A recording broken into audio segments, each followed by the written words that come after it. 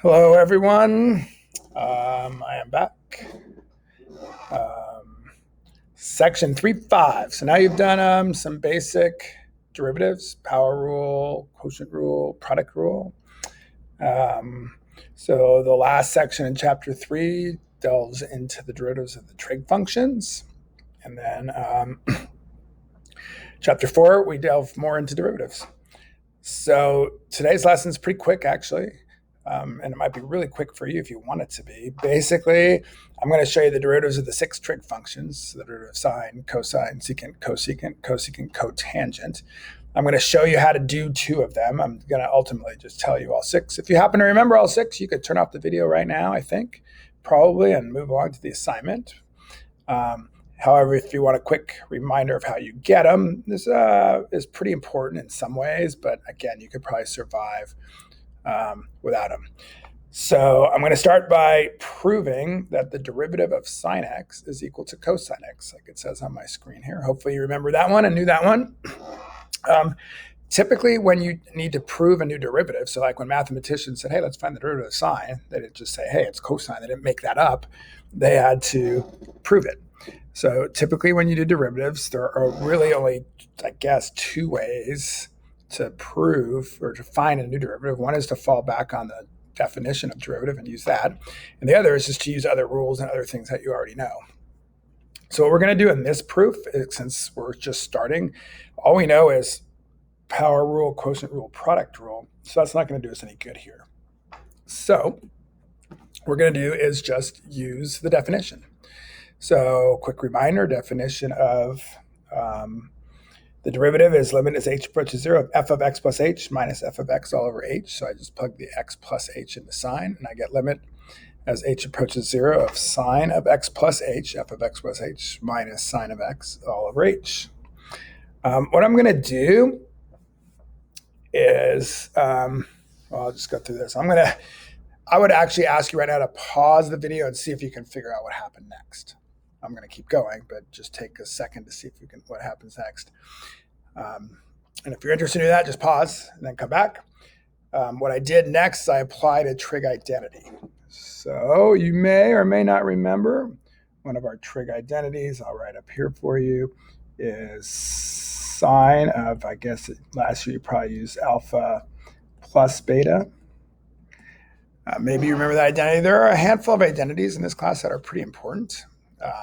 This one's not super important. There are others that are probably a little bit more important. But you may remember that this is, I don't really have enough room here, sorry, it's sine of alpha cosine of beta plus sine of beta cosine of alpha. So it's just x and h instead of alpha plus beta in this place. So what you see here in this step right there that I just circled is just the trig identity for sine of x plus h. Sine x cosine h plus cosine x sine h. Still have the minus sine x all over h. I'm going to do the same thing. I'd ask you to pause the video right now for a second, see if you can figure out what I did next. If you're back, what I did next is I factored out a sine x from the first term and the third term. So if you notice, if we go back to this one, sine x cosine h minus sine x. Those 2 things have a sine x in common. So I factored out that sine x, which left me with a cosine h and then minus 1. So that's the sine x factored out. And then we still have the plus cosine x sine h. So that's what I did on the next step. Pretty hard to prove these things on your own. Mathematicians are pretty smart that way, having to figure this out for sure. The next one is a pretty simple step. All I did was split it into 2 fractions. So you see the sine x cosine h minus 1 over h plus cosine x sine h over h. So split it into 2 fractions. The third step, what I did is kind of color-coded it here for you a little bit. I took, on the first term, I just took the sine x and kind of wrote it out here in blue because sine x is actually a constant because x is not the variable we're plugging in for in this problem. The variable we're plugging in for is h. H is going to be 0. So sine x in essence gets just treated like a 2 or a 3 or a 10. It's just a constant. It just sits there. You could even factor it out. So I just kind of rewrote it. I didn't really factor it. I kind of rewrote it. So it's still sine x, notice, times cosine h minus 1. And over here, I took out the cosine x because that's the constant, and it leaves me with a sine h over h. And the reason I did that is because I can do both of those identities. Okay, those are limits. Sorry, not identities, but limits. Those are limits we did in the first section, the first chapter. Sorry, the limit cosine h minus 1 over h is 0. It's the same one we did earlier, and then the sine h over h is 1. So then you get sine x times 0.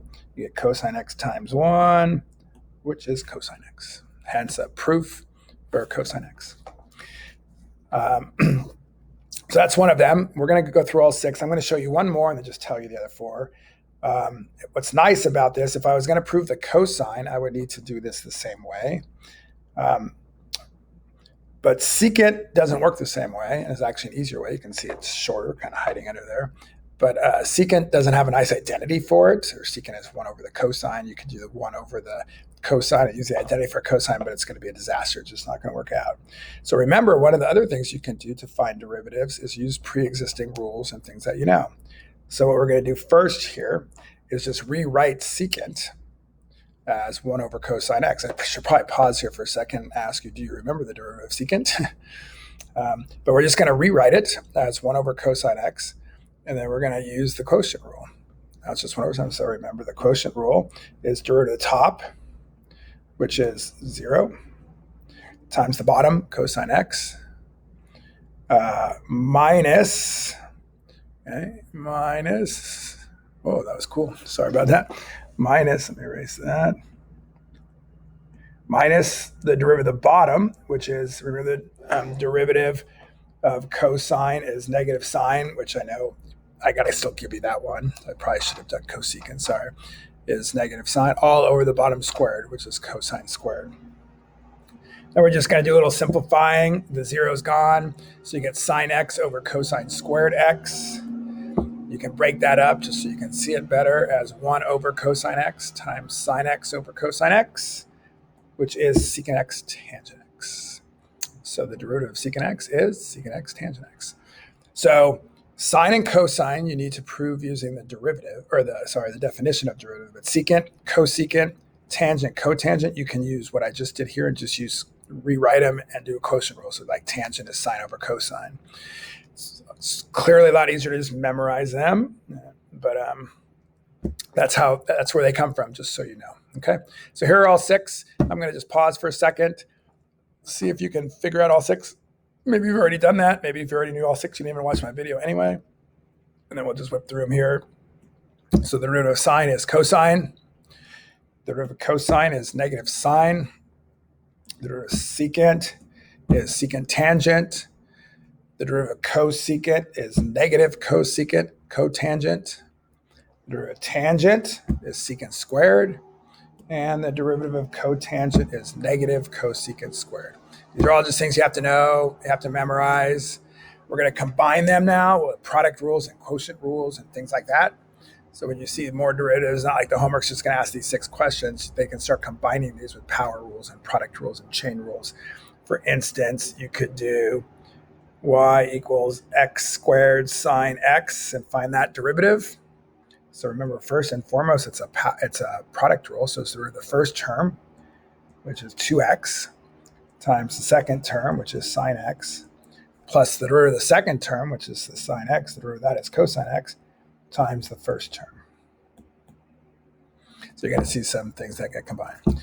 So that's it for chapter 3. We'll do some more stuff derivatives in chapter 4. Let me know if you have any questions.